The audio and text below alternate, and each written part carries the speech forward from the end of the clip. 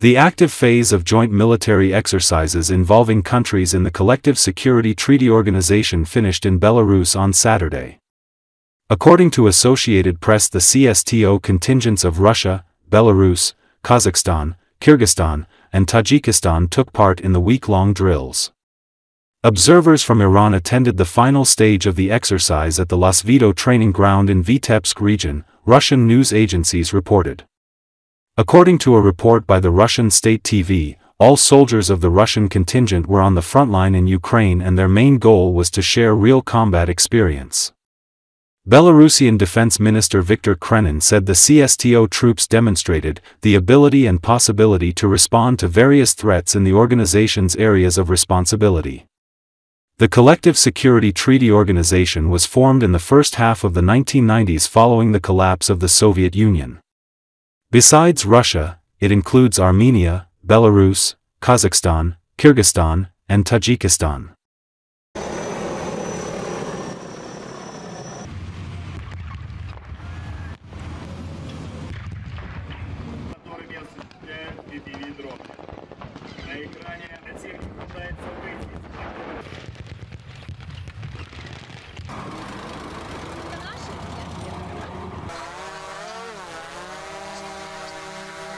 Другая, здесь лесная местность, у нас есть степь, и по местностям мы действуем по-другому.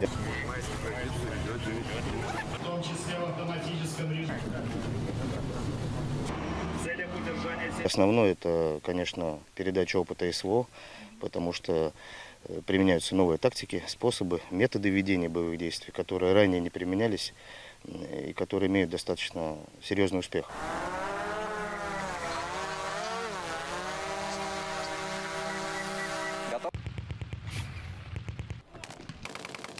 Они что-то изучают новое, мы что-то изучаем новое. Ну вот они просят поделиться опытом именно СВО, именно реальной боевой работы. Ну, СВО, они спрашивают, как это делается, при каких обстоятельствах. Подразделений ПССМ.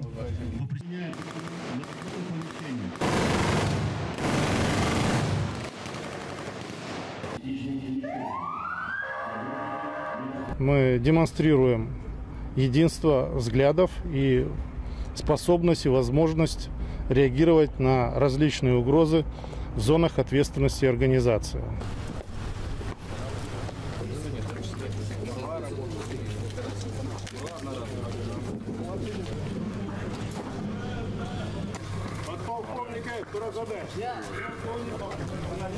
Служу России!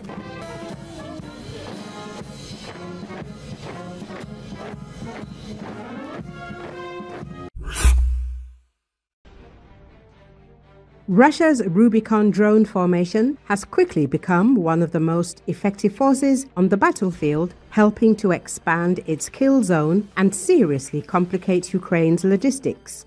One Ukrainian soldier, called sign Murphy, told Forbes that he recently narrowly escaped being killed by Rubicon. His team barely escaped with their lives when a drone targeted their vehicle, but they managed to escape before it hit. The attack destroyed the vehicle and all their equipment, and they then discovered enemy fiber optics lines in the area. Commenting on the work of the Rubicon unit, Murphy noted, "Their goal is to hit Ukrainian logistics, in this case across the front, improvised Mad Max style. Vehicles have become a common sight," he said. Ordinary trucks are constantly reinforced with welded metal cages in a desperate attempt to survive drone strikes. Forbes noted that due to constant Russian drone strikes, Ukraine is facing a shortage of trucks, pickups, and armored vehicles, many of which are destroyed during delivery and evacuation. "It came out of nowhere. We barely had time to jump out before it hit our vehicle and set everything on fire. We saw the drone too late to shoot it down. As we ran for cover, it turned around and crashed into our pickup, destroying all our drones and ammunition," Murphy added. Forbes recalled that Russian drone formations like Rubicon were a key factor in Moscow's success in repelling Ukraine's invasion of Kursk in August 2024. By striking Ukraine's flanks and using fiber optic drones to pressure logistical supply routes, Russia was eventually able to push Kyiv out after months of intense fighting. In July, the New York Times reported that Ukrainian fighters recognized Rubicon as a turning point in Russia's drone campaign.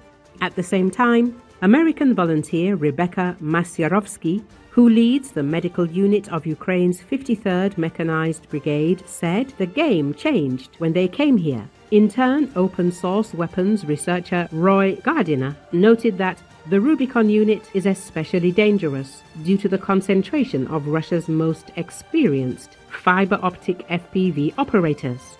Forbes added that Rubicon's success shows that Russia has learned from past mistakes and has become much more effective in the war against drones. At the same time, Ukraine is now racing against time to develop countermeasures and more effectively attack elite formations like Rubicon.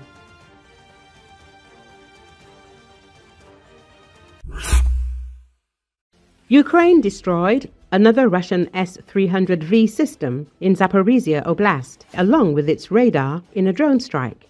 Media reports said the attack marks another major blow against Russia's air defenses in Ukraine's occupied south. As the Russo-Ukrainian war grinds on, Russian air defense assets remain a priority target. Regular Ukrainian drone, missile and artillery strikes are steadily eroding Russia's control of the skies, both near the front and in the rear, opening the way for deeper drone operations and freer use of Ukrainian aircraft close to the battlefield. Militani reports that the strike was carried out in the morning near the village of Oleksiivka in Polohi district by the Lasars group unit of the National Guard. Video published by Telegram channel Butusov Plus shows drone operators identifying the Russian system before hitting it on a roadway. Petro Andriushchenko, head of the Center for the Study of Occupation, also released images of the destroyed launcher. The destroyed radar was the 9S-36 station, which forms part of Russia's modern middle-range Buk M2 and Buk M3 air defense systems. The station uses a mast that can extend to 22 meters, giving it the ability to detect low-flying targets even in forested or uneven terrain. It guides missiles through its antenna post, which can rise to 21 meters. According to the manufacturer's data, the radar can track and engage up to 4 air targets at once, adjusting for terrain obstacles up to 20 meters high. On the 27th of August, Ukraine struck a Russian S-300 division and aircraft at Baltimore Air Base. That attack destroyed a 76N6 radar responsible for detecting targets at medium and high altitudes, as well as a 30N6 radar used for illumination and guidance.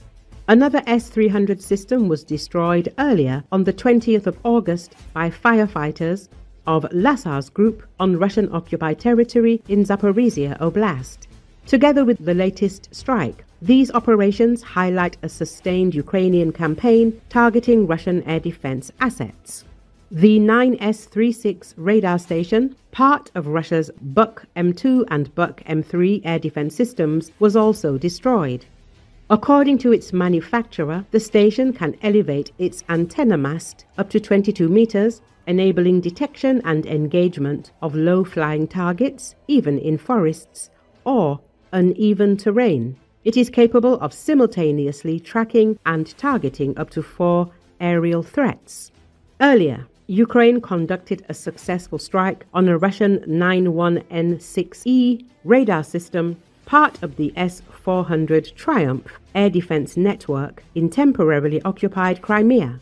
The S-400 Triumph, a state-of-the-art air defense system, is valued at around $1.2 billion and is capable of intercepting a wide range of aerial threats, from cruise missiles to drones and fighter jets.